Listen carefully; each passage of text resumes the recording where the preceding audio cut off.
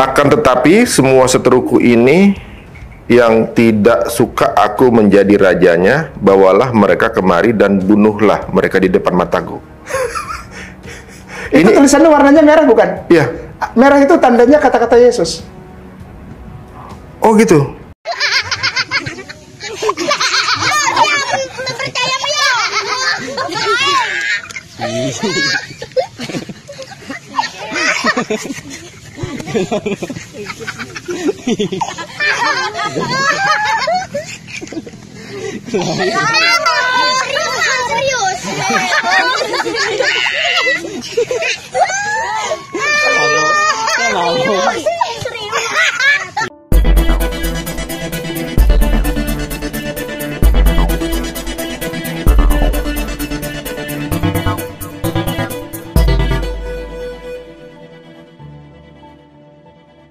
Halo saudara-saudaraku yang terkasih di dalam Tuhan, dimanapun Anda berada.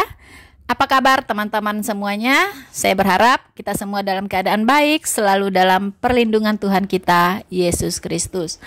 Teman-teman, saya mengikuti sebuah podcast dari Ari Untung, teman-teman, yang mengundang Sang Raja Hujat, yaitu Ustadz Kaing Nama. Ya, nah mereka membicarakan, sebenarnya ingin merespon podcast dari Dr. Richard dengan Elia Miron, teman-teman. Tetapi kesininya malah menghujat lagi, teman-teman ya.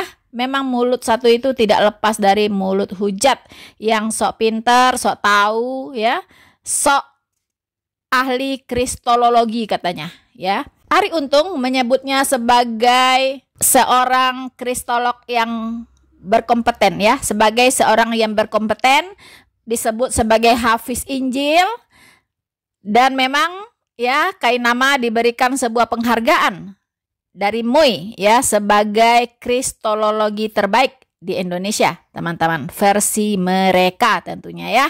Tapi bagi kita, apa yang ada di kepala Kain Nama itu semuanya zong, nol besar, teman-teman ya. Saudara-saudaraku yang terkasih di dalam Tuhan, saya tertarik untuk mengomentari dua pernyataan dari Kain Nama, yaitu yang berhubungan dengan pernyataannya bahwa Alkitab mengajarkan atau memerintahkan untuk melakukan kekerasan atau membuenoeh, ya, teman-teman. Di sini saya lihat antara Untung dengan Kain Nama itu ibaratnya orang buta menuntun orang buta, ya. Kain Nama orang buta menuntun Untung juga orang buta, sehingga terkaget-kaget ya. Ari Untung terkaget-kaget, teman-teman, ketika diberikan ayat-ayat Alkitab oleh Kain Nama. Itulah yang disebut dengan orang buta menuntun orang buta, ya. Orang buta ini bisa-bisanya mengatakan bahwa Elia Miron dengan Dr. Richard itu orang sama-sama nggak tahu, ya. Jadi orang nggak tahu bicara dengan orang yang nggak tahu gitu. Nah, kita buktikan bagaimana kompetensi atau kemampuan seorang Kain Nama dalam memahami Alkitab, ya, teman-teman. Saya kasihan sekali guru, ya, yang dianggap sebagai gurunya orang Islam, guru besar ya, seorang guru besar Ustadz Mu'alaf ya, oleh orang Islam, yaitu salah satunya adalah Kain Nama ini. Aduh, miris teman-teman ya, bagaimana ini orang ya sekaliber ini ya bisa menceramahi atau memberikan ilmu pengetahuan tentang Injil, tentang kekristenan kepada umatnya. Aduh, kasihan sekali, umatnya bukannya tambah pintar tetapi menjadi bodoh, ya. Ini Ari Untung adalah representasi dari semua umat Islam yang begitu percaya dengan Kain Nama ini, teman-teman, ya. Nah, dan Kain Nama mempresentasikan ustadz-ustadz yang sok-sok tahu tentang kekristenan, sok menguasai kristologi, ya, teman-teman. Tidak salah apa yang dikatakan oleh Elia Miron berikut ini. Artinya begini ya, buat orang-orang non-Kristen, Kamu tidak perlu mengakui bahwa Yesus itu adalah Tuhan untuk bisa menghargai perbedaan itu selama kamu tidak mencatut atau mencomot-comot ayat kitab suci yang mengklaim Yesus adalah Tuhan. Gitu. Artinya begini, kamu tidak perlu ngaku Yesus adalah Tuhan selama kamu tidak menggunakan kitab suci yang mengumumkan bahwa Yesus adalah Tuhan. Pernyataan saya yang mengatakan bahwa saya tidak mau mengorbankan kebenaran teologi demi perdamaian manusia artinya apa? Ya, kebenaran teologi kita masing-masing biarlah saja diimani tanpa mencatut-catut kepercayaan yang lain. Gitu. Kamu dengan kamu, saya dengan saya. Kitab sucimu dengan kitab sucimu, kitab suci saya dengan kitab suci saya. Pandangan saya adalah pandangan saya, pandangan kamu adalah pandangan kamu. Tanpa merusak yang satu dengan yang lain dalam artian tidak saling mengait-ngaitkan, tidak saling menyama-nyamakan, tidak saling memaksakan persepsi. Karena kalau disama-samain, persepsinya dipaksa, itu bisa menjadi bumerang, bahkan bisa menjadi keributan. Itulah yang saya suarakan. Agar tidak ada penyama-nyamaan, agar tidak saling disamakan, bahwa fakta yang kita hadapi semuanya berbeda, fakta yang saya suarakan bahwa semuanya berbeda, itu menjadi dasar sebenarnya bahwa ya kita sudah berbeda, jadi tidak ada lagi yang perlu kita perdebatkan. Di TikTok ini kan sering banget banyak perdebatan tentang Yesus, tentang Isa. Kenapa banyak berdebat mengenai itu? Bagi kami Yesus adalah Tuhan, bagi kalian Isa itu bukanlah Tuhan. Artinya begini, kami harus menghargai pandangan teologi kalian bahwa Isa itu bukan Tuhan. Tapi sebaliknya juga kalian harus menghargai kami bahwa Yesus kami adalah Tuhan. Artinya Yesus dan Isa ini bukanlah tokoh yang sama. Itu perbedaan itu. Dan itu harus kita akui. Kalau disama-samain bisa menjadi perdebatan yang sangat panjang mengenai ketuhanannya Yesus, di mana dalam pandangan Anda Isa itu bukanlah Tuhan. Karena kalau disama-samain jadi ribet toh, jadi bakal ribut berkepanjangan. Itulah yang saya suarakan bahwa bagaimanapun kita ini berbeda. Kita ini tidak sama, tidak perlu saling memaksa, tidak perlu saling mencatut kitab suci orang lah, kemudian ayat kitab suci orang lah, pandangan teologi orang. Kita itu namanya menghargai. Itu moderasi kehidupan beragama itu seperti itu. Maka kita bisa hidup baik-baik aja, gitulah. Saudara-saudaraku yang terkasih di dalam Tuhan, saya sangat setuju ya dengan apa yang dikemukakan oleh Elia Meron. Memang tidak bisa ya Islam dengan Kristen, Quran dengan Alkitab, Isa dengan Yesus itu tidak bisa disama-samakan, tidak bisa. Sampai kiamat pun tidak akan ketemu satu sama lainnya. Teman-teman, kalau kita sudah tahu ada perbedaan, maka close, tidak ada lagi perdebatan, tidak ada lagi sanggahan-sanggahan ya. Satu agama menyanggah agama lainnya, tidak perlu, memang sudah berbeda gitu. Imannya sudah berbeda, dasar kebenarannya sudah berbeda, pengajarannya juga sudah berbeda gitu. Nah, sekarang si Kainama ingin kembali mengais-ngais ayat Alkitab, mengorek-ngorek ya ayat Alkitab. Untuk apa? Untuk membenarkan imannya bahwa Alkitab pun itu Tuhan Alkitab pun mengajarkan yang namanya perperangan, mengajarkan yang namanya memboenoe, gitu ya. Nah, makanya dia membicarakan hal ini dengan si Ari Untung. Begitu bangganya dia ya mengais-ngais ayat Alkitab, kemudian untuk membuktikan bahwa Qurannya benar, agamanya benar itu. Kalau agamanya memang suka melakukan kekerasan, perperangan dan sebagainya, Allahnya Alkitab juga mengajarkan itu yang dia akan katakan bahwa kami ini Islam udah benar loh. Alkitab kalian juga mengajarkan memboenoe gitu kan, mengajarkan kekerasan. Nah, ini loh ayatnya. Nah, tanpa dia mempelajari konteks dari ayat tersebut, tanpa dia mempelajari background sosial atau kondisi politik maupun konteks teologis yang ada pada ayat itu muncul begitu, teman-teman.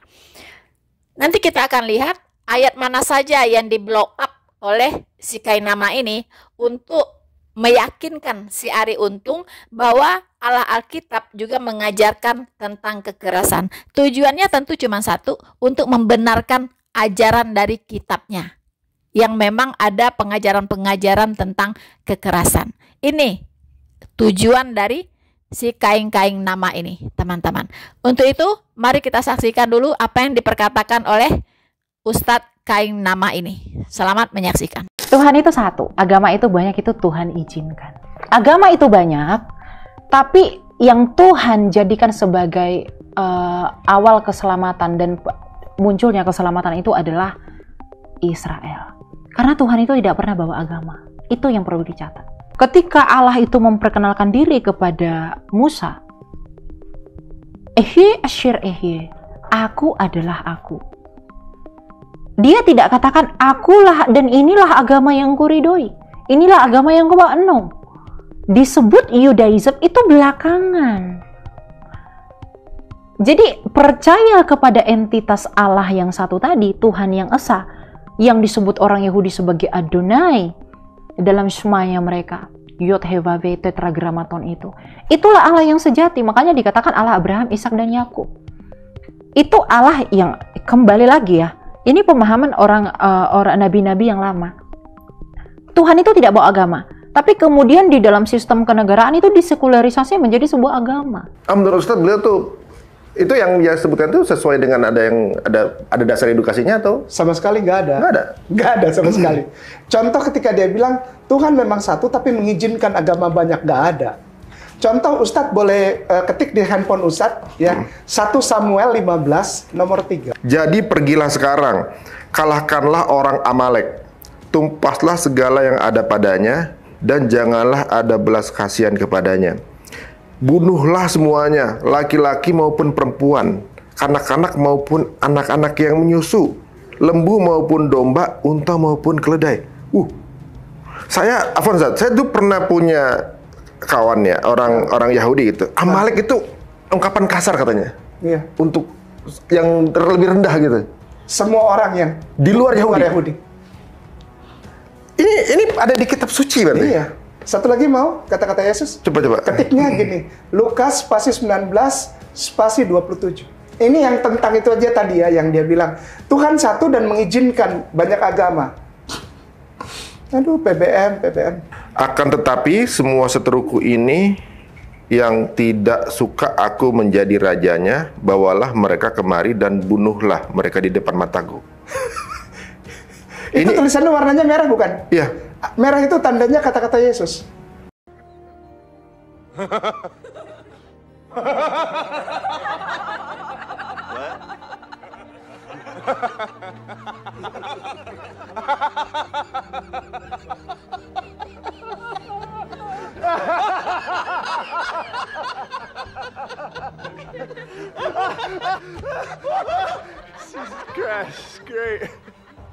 So, saudara-saudaraku yang terkasih di dalam Tuhan, Ustadz Kainama mencoba untuk meyakinkan Ari Untung bahwa orang Kristen pun diajarkan untuk membunuh. Dia mengutip di Perjanjian Baru, kemudian di Perjanjian Lama dia mengutip 1 Samuel 15 ayat 2-3, teman-teman, ya. Kemudian Ari Untung bertanya, siapa Amalek? Dia menjawab bahwa Amalek adalah bangsa di luar Yahudi. Wow, sok tahu sekali ya Kainama ini ya, teman-teman. Oke lah teman-teman, kita akan mengcounter ayat yang kita akan berikan pencerahan ya kepada Ustadz Kainama dan Ari Untung tentang ayat yang dia colong-colong ya dari Alkitab teman-teman, yaitu tentang 1 Samuel 15 ayat 3. Kainama begitu percaya diri meyakinkan Ari Untung bahwa Alkitab pun mengajarkan yang namanya membunuh ya, kekerasan, menumpas manusia, teman-teman. Dia mengutip 1 Samuel 15 ayat 2-3. Di situ kita mendengar ya bahwa Allah di sana memerintahkan kepada Saul ya untuk menumpas orang-orang Amalek, teman-teman ya.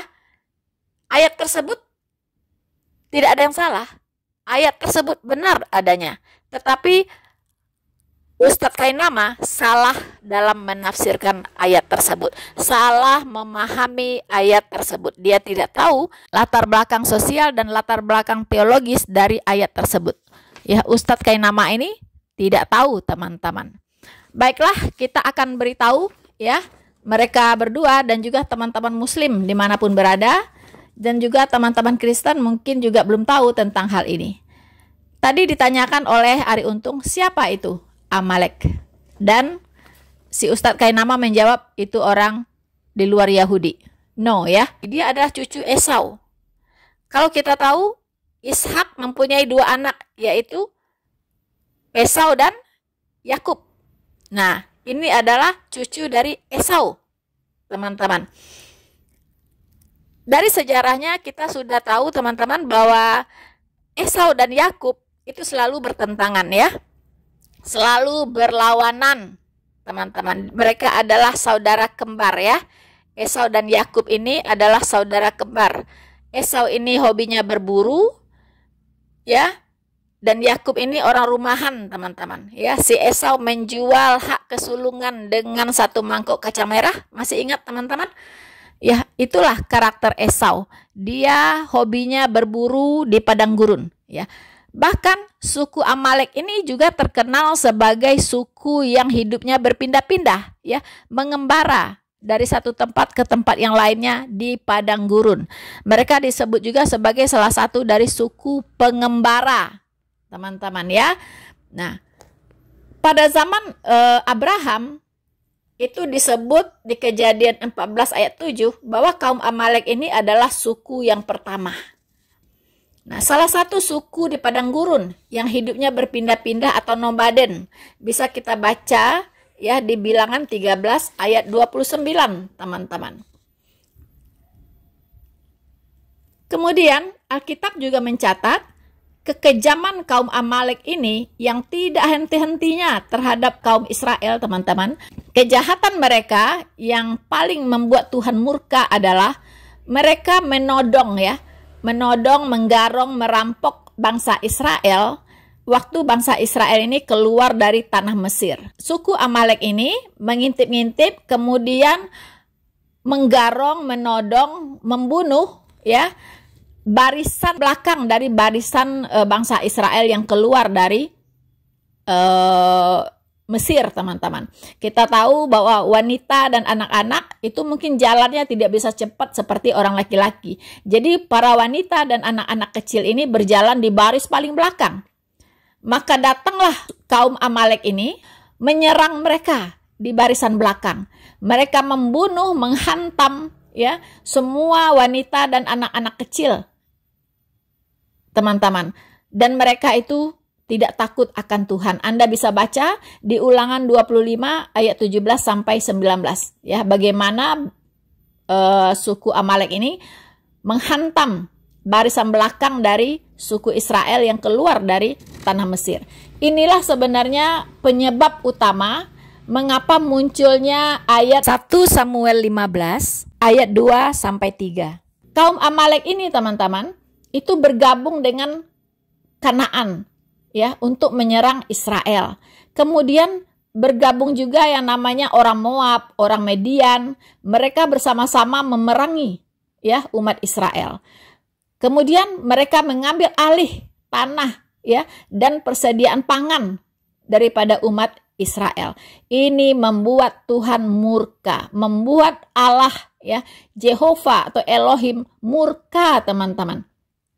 Maka Tuhan memerintahkan untuk menumpas semua orang yang memerangi suku Israel ini. Maka keluarlah ayat di 1 Samuel 15 ayat 2-3 yang dibacakan oleh Ustadz Kainama tadi, teman-teman. Saudara-saudaraku yang terkasih di dalam Tuhan, mengapa Allah ya memerintahkan menumpas mereka semua dan menyelamatkan bangsa Israel? Mengapa? Untuk kita ketahui bahwa pada saat itu Allah sedang mempersiapkan bangsa Israel untuk menjadi tiang penopang dan dasar kebenaran di muka bumi, teman-teman. Allah mau bangsa Israel menjadi imam di muka bumi, untuk membawa bangsa-bangsa lain menyembah kepada Allah yang benar. Jadi di situ ada misinya Tuhan, yaitu menjaga kemurnian bangsa Israel dari kaum-kaum penyembah berhala, teman-teman.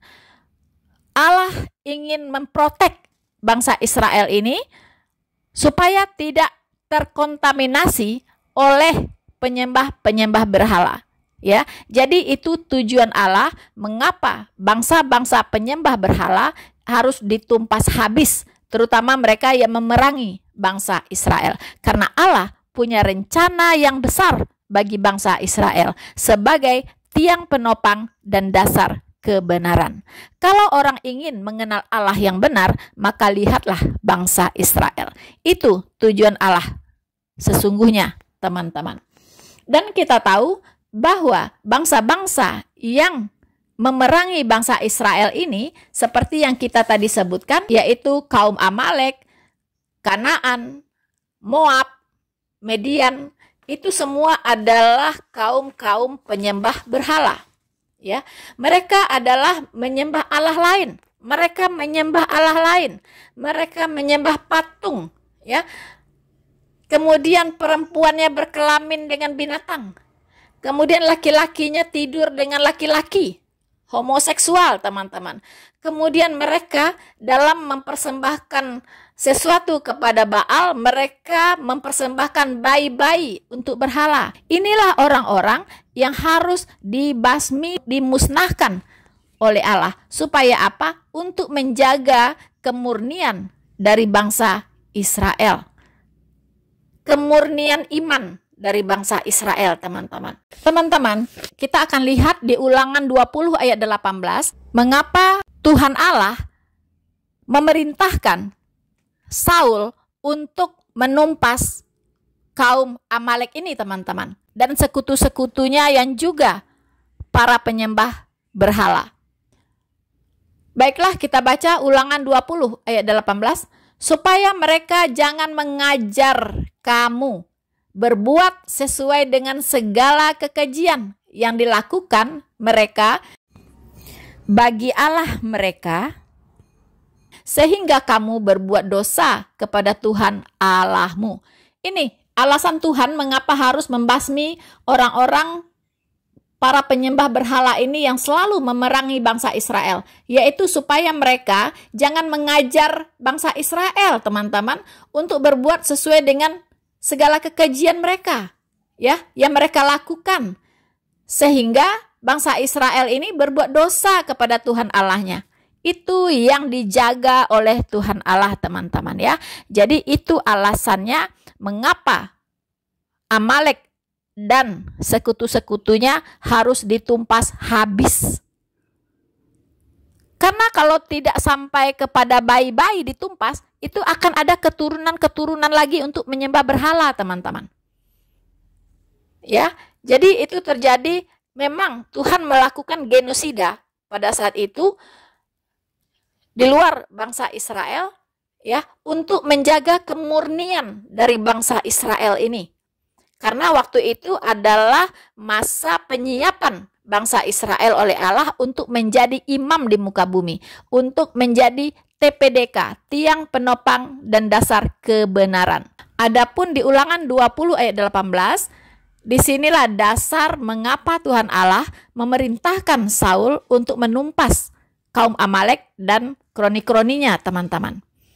Di sini tertulis, supaya mereka jangan mengajar kamu berbuat sesuai dengan segala kekejian yang dilakukan mereka, sehingga kamu berbuat dosa terhadap Tuhan Allahmu. Jadi Allah betul-betul tidak mau bangsa Israel ini terkontaminasi dengan mereka, teman-teman, ya, karena kekejian-kekejian yang mereka perbuat. So, teman-teman, itulah alasannya.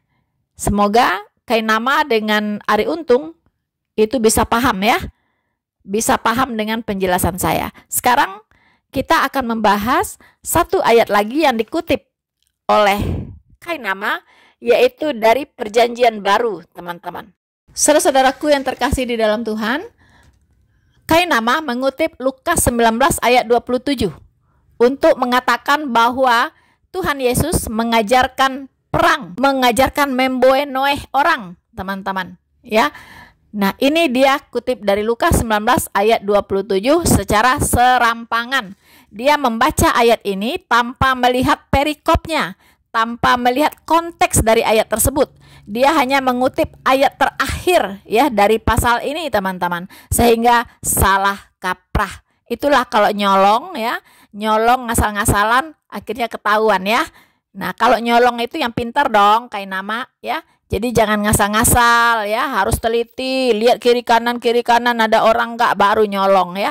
Bukan main sabet-sabet aja gitu. Akhirnya ketahuan deh loh. Akhirnya terciduk nih, kayak nama ya. Makanya jangan kebiasaan menyolong-nyolong ayat-ayat Alkitab ya. Oke, teman-teman. Apa sih sebenarnya yang dibahas di Lukas 19 ayat 27 ini? Ini sebenarnya beberapa ayat sebelumnya kalau kita lihat itu perikopnya adalah perumpamaan tentang uang mina. Nah, kalau kayak nama ini waktu nyolong ayat itu cermat, teman-teman, dia harus baca dulu judulnya, ya, perikopnya apa. Ternyata di situ judulnya perumpamaan, ya. Jadi Tuhan Yesus bercerita tentang perumpamaan, bukan hanya lihat, wah warna merah nih tulisannya, ini perkataan Yesus nih. Wow, alangkah bodoh sekali ya. Itu Mui bisa menyesal ya ngasih kayak nama ini penghargaan sebagai kristologi terbaik di Indonesia ya. Nyolong ayat sampai terciduk gitu kan. Nah, teman-teman, ayat-ayat ini bercerita tentang bagaimana Tuhan Yesus sedang menceritakan sebuah perumpamaan. Ya, perumpamaan tentang apa? Perumpamaan tentang seorang bangsawan, teman-teman ya. Nah, seorang bangsawan yang akan dinobatkan menjadi raja di sebuah negeri, ya. Tetapi orang-orang sebangsanya menolak raja ini, tidak setuju raja ini dinobatkan, teman-teman ya. Nah, makanya dia marah raja ini dan berkata kepada para pengawalnya, teman-teman. Katanya, akan tetapi semua seteruku ini, ya, artinya orang-orang yang menolak dia sebagai raja, akan tetapi semua seteruku ini, ya, yang tidak suka aku menjadi rajanya, bawalah mereka kemari dan buenoehlah mereka di depan mataku. Itu siapa yang berucap di sini? Itu yang berucap di sini adalah raja ini, ya. Bangsawan ini yang ditolak oleh kaumnya untuk dilantik menjadi raja, teman-teman ya. Jadi jangan asal comot-comot aja nih kayak nama, malu-maluin ya, malu-maluin dah loh.